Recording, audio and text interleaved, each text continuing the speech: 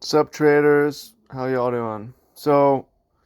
I'm gonna talk in this video a little bit about visualization for peak performance. I've realized that this is something that I've been missing, neglecting, and doing wrong in my trading for this entire time.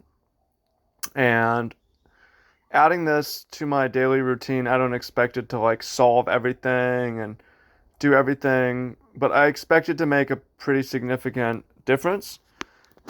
So, visualization or mental rehearsal is where you imagine certain situations and then you imagine yourself doing them correctly. So,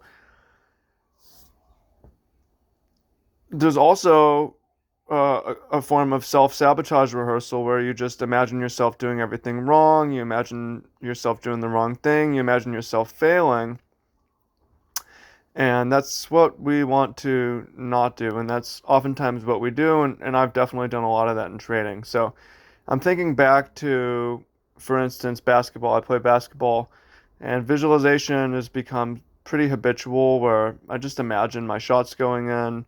I imagine shooting threes. I imagine shooting free throws. I imagine dunking. Did a lot of visualization of dunking before I was able to dunk. And it makes a big difference. And there's specific practices where maybe if I miss a shot, specific shot, then I'll visualize making that specific shot.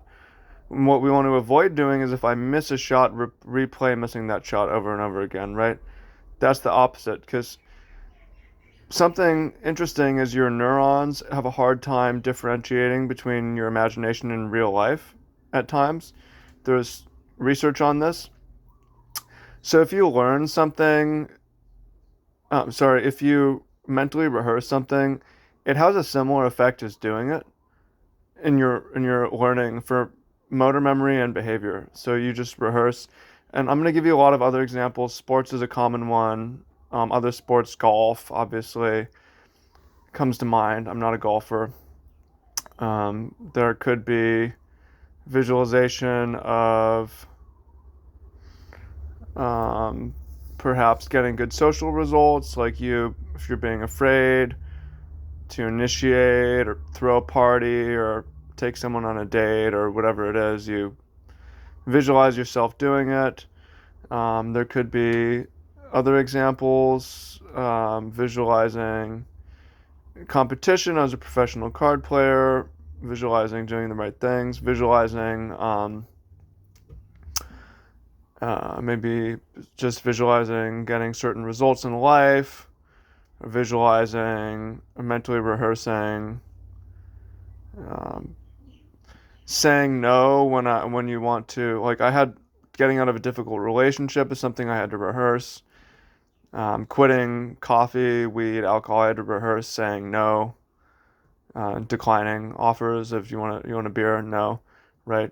Um, so there's a lot of examples, and what we want to avoid doing is visualizing ourselves like, oh, I'm addicted to this, or I'm stuck and I do this as the way I am, and rehearsing the negative. And this is something that I do a lot, and you can do subconsciously by like telling your bad beat story. If you do the wrong thing in trading and you go say, oh man, I fucked up, and just relaying your story even rehearses it, right? So, like, you want to note what happened and bury that shit as soon as possible and move on. Rehearse what you should have done um, and move on, and just rehearse what you should have done and move on. So, another thing when it comes to visualization is you want to avoid only visualizing everything working out. You want to visualize things going wrong and how you respond to them. So, an example is when you're visualizing, say, shooting a free throw, you don't want to visualize that you're up by 30 points, right? That's not helpful. You want to visualize that you're down by 1 point and you're at the line with two free throws. It's a difficult situation. You're losing. You find yourself in a losing situation, right? But you have a chance on your performance and you visualize the crowd. and see people screaming, and um, maybe someone on the other team's talking to you, and then you visualize the first free throw going in, and then you visualize the second free throw going in. So in trading, and this is where visualization can go wrong as well, is not just rehearsing the losers, but if you only imagine the market going in your favor, you don't prepare yourself for pivoting and getting out and opening a counter position and claiming and taking profit. So what you want to do is you want to visualize a number of scenarios that are neutral in meaning, they're not good or bad, but a number of scenarios, and especially a number of scenarios that you often make a mistake in. So these are areas that I often make a mistake in.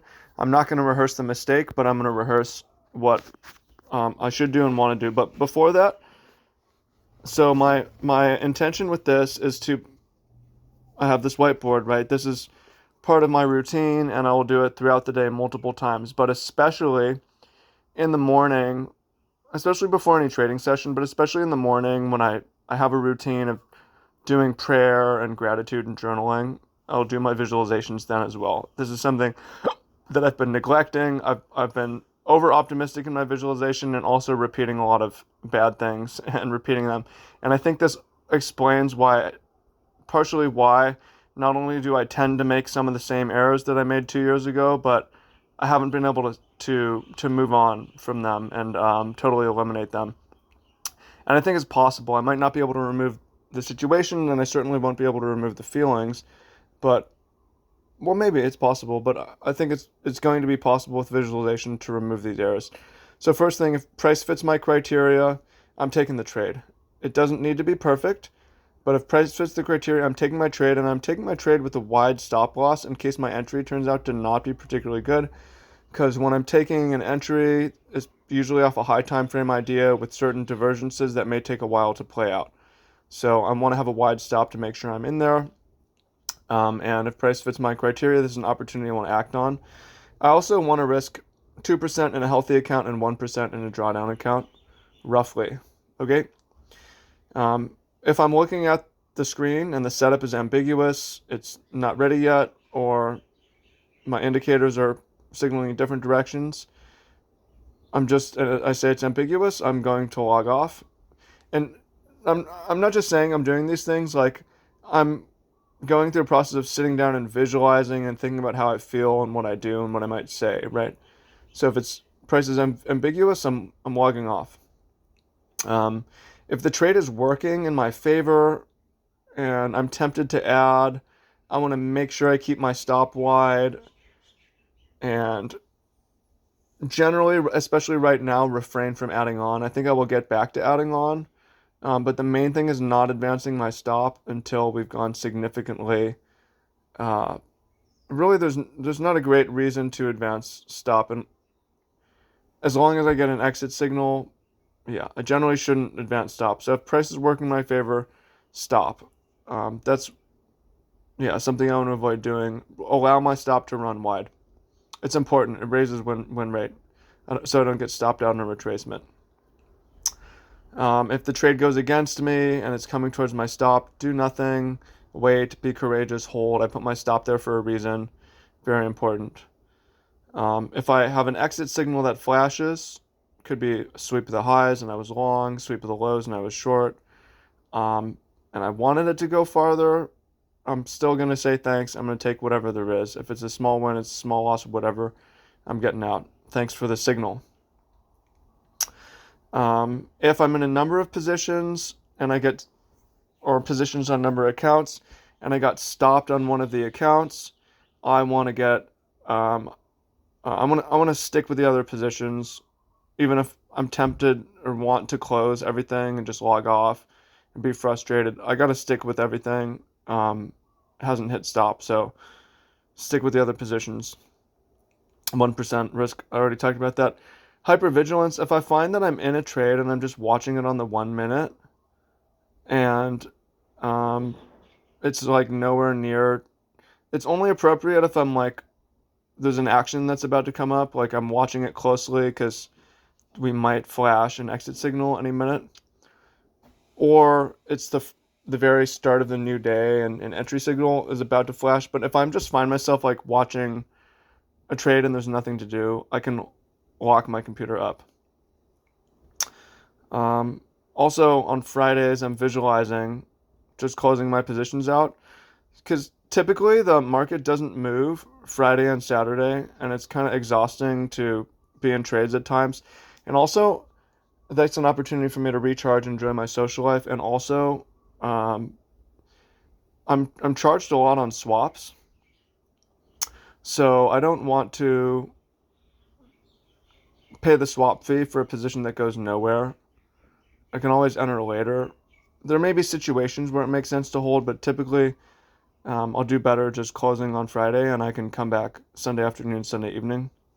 And then visualizing, getting to sleep early as well, logging off, and then just how it feels to execute a winner from start to finish. But that is the visualizations that I'm doing now on a daily basis as part of my routine.